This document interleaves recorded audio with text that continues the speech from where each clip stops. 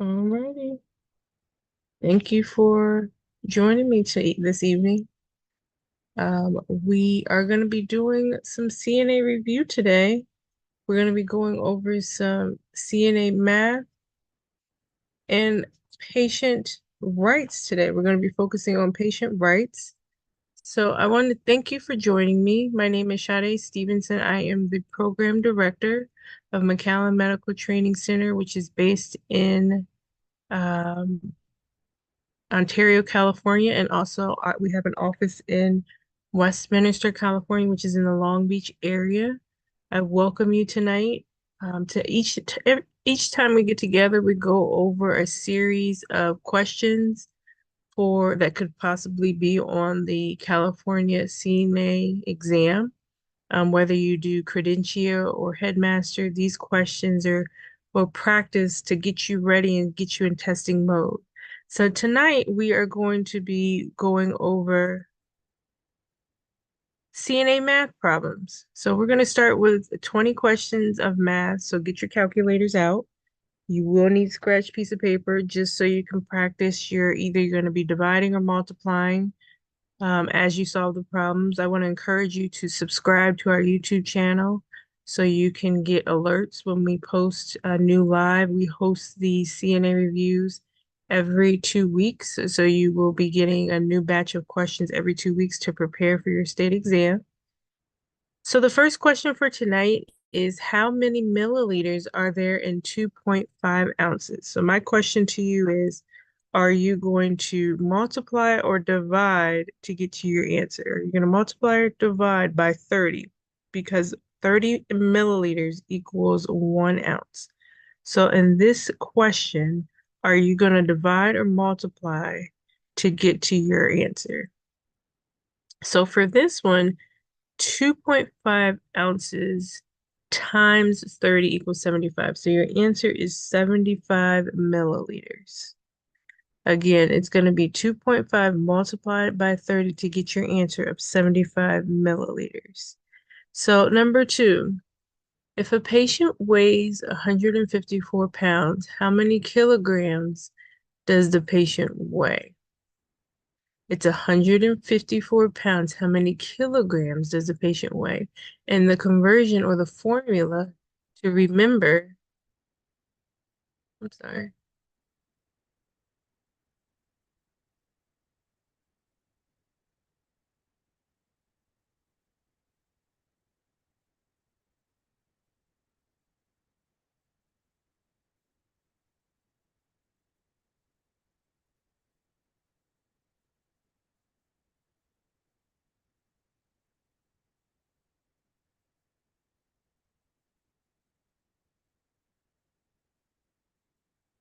Sorry about that.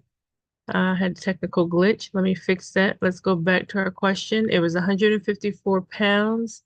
How many kilograms does the patient weigh? So are you going to be dividing or are you going to be multiplying 2.2, which is the conversion, to get your answer? So it would be 154 divided by 2.2 to get your answer. Let's check our answers. 154 divided by 2.2. So your answer is going to be 85. I'm sorry. I jumped ahead actually. Your answer is going to be 70 kilos. 154 pounds divided by 2.2 equals 70 kilos. Let's do the next one. How many milliliters are there in 3.5 ounces? How many milliliters are there in 3.5 ounces? So again, 30 milliliters equals 1 ounce. So would you multiply or divide to get this answer? Would you multiply or divide to get this answer? And you're going to multiply it by 30. So your answer is 30 times 3.5 is 105 milliliters. That's how we got our answer. Now, this one I did not give you multiple choice because I wanted to see how you did without your answer choices selected. So let's try without giving you the answers or giving you prospective answers. If a patient weighs 187 pounds, approximately how many kilograms does the patient weigh? So again, for this one, are you going to divide or multiply? And you have 187 pounds, and we want to convert it to kilograms. So you're going to divide by 2.2, and your answer is going to be 85. 187 divided by 2.2 is 85. Now let's switch it up and go into how many ounces are there in 180 milliliters. So in this question, we're going to be going from milliliters to ounces. So you're going to divide by 30, and 180 divided by 30 equals 6 ounces. Let's try it again. If a medication dosage is 60 milliliters, how many ounces is this? So again, you're going to divide 60 into 30 to do the conversion. And what are you going to get? 60 divided into 30 equals what? How many ounces is that? That's going to be 2 ounces. 60 divided into 30 equals 2 ounces. For our next question, how many ounces are there in 240 milliliters? So again, you're going to be using the conversion 30 milliliters equals 1 ounce. So if we had to divide 240 divided by 30, what is that ounces? How many ounces is that? That is 8 ounces. So 240 divided by 30 equals 8 ounces. You're starting to get the hang of it. So if a patient weighs 220 pounds, approximately how many kilograms does that patient weigh? So we're going to be going from pounds to kilograms. And when you do that math, 220 divided by 2.2 equals what? 220 divided by 2.2 equals 100 kilograms. And that's how we did that conversion. How many milliliters are there in 4.5 ounces? So again, we're going to go from milliliters to ounces, and there's 30 milliliters and 1 ounce. So how many milliliters are there in 4.5 ounces? So we're going to multiply by 30. And what is that answer? 4.5 ounces multiplied by 30 equals 135 milliliters. If a patient's weight is 132 pounds, approximately how many kilograms does the patient weigh? So we're going from pounds to kilograms. So we're going to divide by 2.2. So 132 divided by 2.2 equals 60 kilos. So that's how we got that answer, because we're dividing. Alrighty, let's try this one. Number 11, how many ounces are there in 210 milliliters? Again, so you have 210 milliliters divided into 30. How many ounces is that? That is 7 ounces. 210 divided into 30 ounces equals 7 ounces. If a medication dosage is 45 milliliters, how many ounces is this? If a medication is asking you to give 45 milliliters, how many ounces is this? So in this situation, we're going from 30 milliliters equals 1 ounce. So for this conversion, it's 45 divided into 30 equals 1.5. How many ounces are there in 270 milliliters? So again, we have this conversion, 30 milliliters equals 1 ounce. So we're going to be dividing 270 divided by 30. And what will you get? You'll get 9 ounces. You're starting to get the hang of it now. If a patient's weight is 198 pounds, approximately how many kilograms does the patient weigh? So if they're 198 pounds, how many kilograms does the patient weigh? So you're going to divide 198 divided by 2.2. 198 pounds, because we're going from pounds to kilograms. And what does that come to be? 90 kilograms. 198 pounds divided by 2.2 kilograms equals 90. How many milliliters are there in 5.5 ounces, 5.5 ounces. So for this one, we are going to multiply 5.5 times 30. And what are we going to get? We're going to get 165 milliliters. So 5.5 times 30 equals 165 milliliters.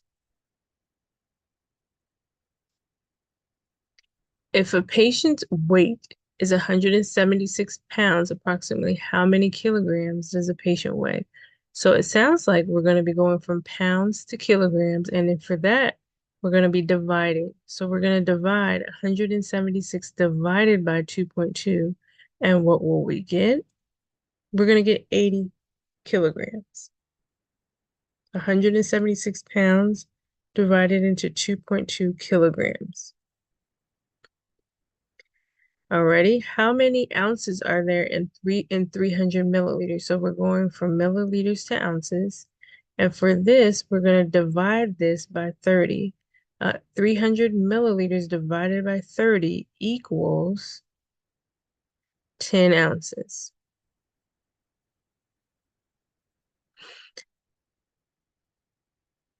I'm sorry.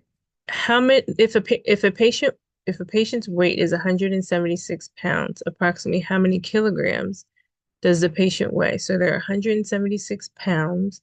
We're going to divide that by 2.2. And what will we get? We're going to get 80 kilograms.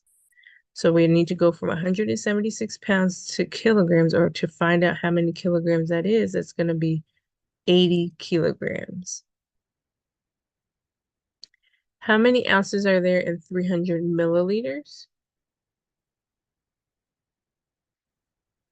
It is 10 ounces.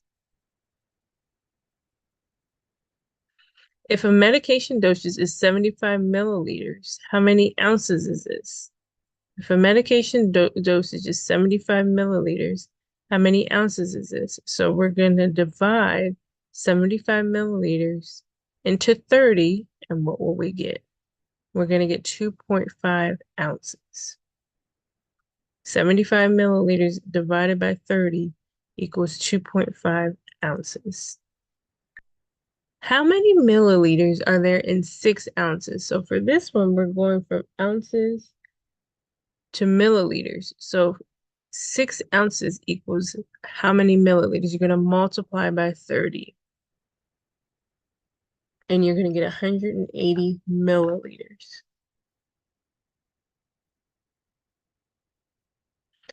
If a patient's weight is 143 pounds, approximately how many kilograms does the patient weigh?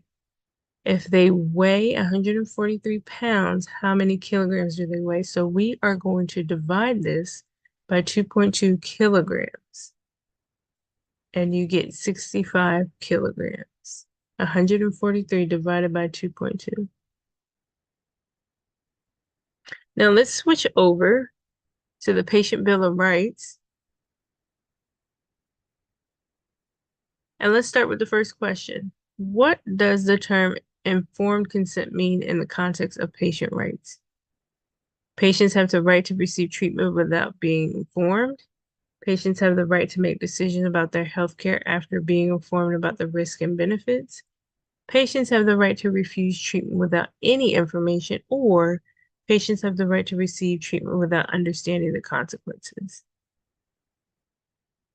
And before I give you the answer, I'm going to encourage you to subscribe to our YouTube channel so you can get alerts on when we have more CNA review sessions in the future. Let me give you the answer. The answer is B.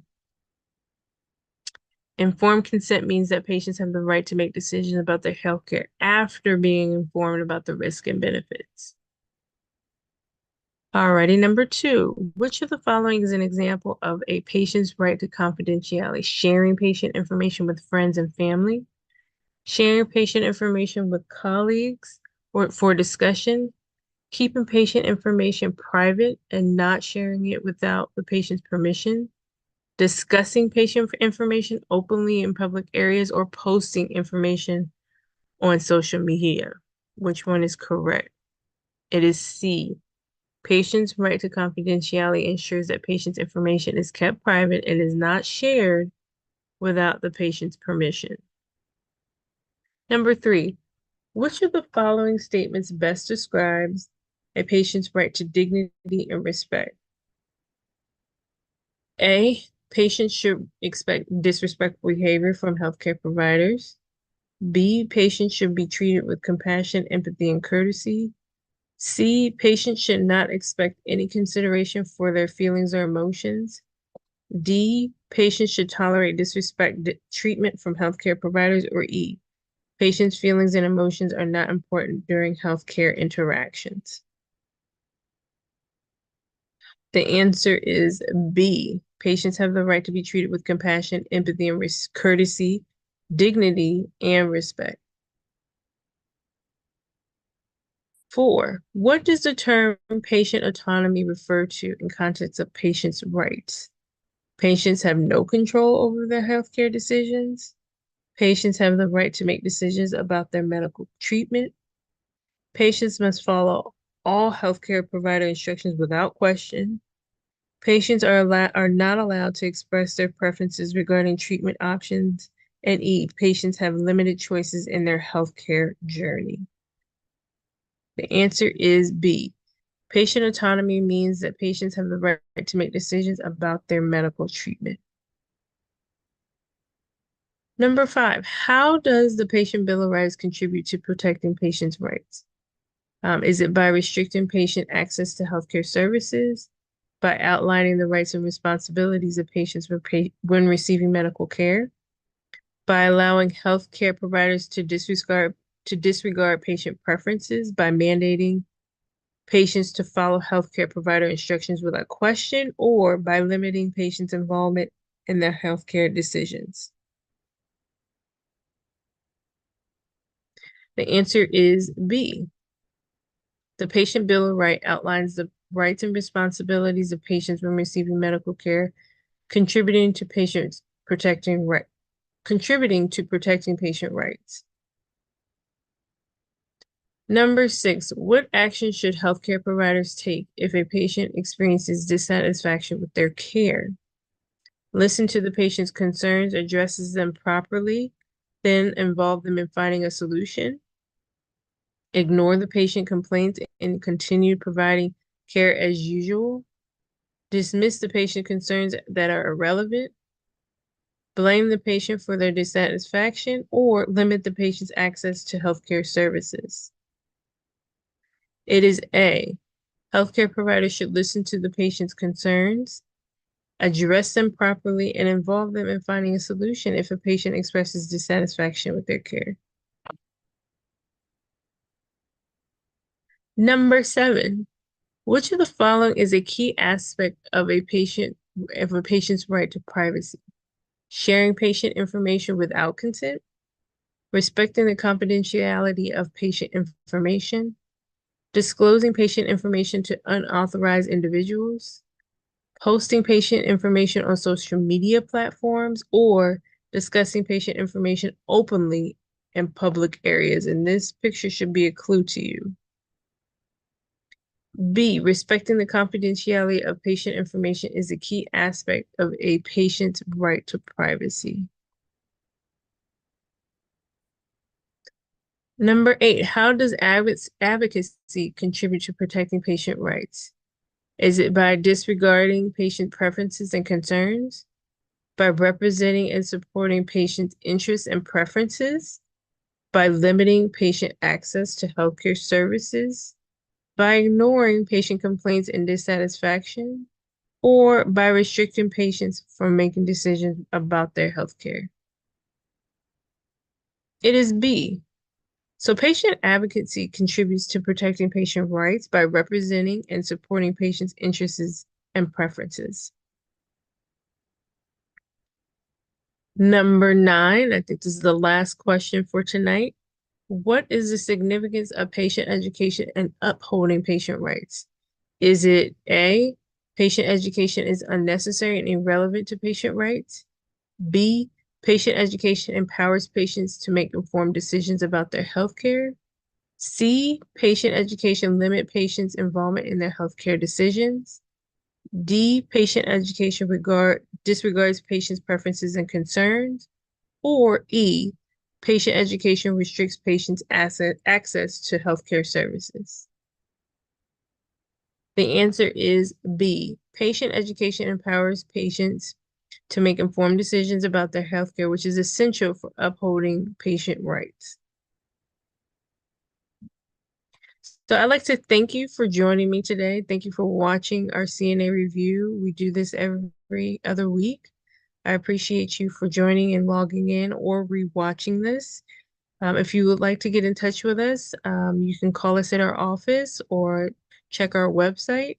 We are currently offering classes for CNA training, home health aid training, EKG training, and we are also adding classes for medical billing and coding and phlebotomy. Thank you for watching. And again, my name is Sade Stevenson. I'm the program director here at McAllen Medical Training Center. Have a good evening.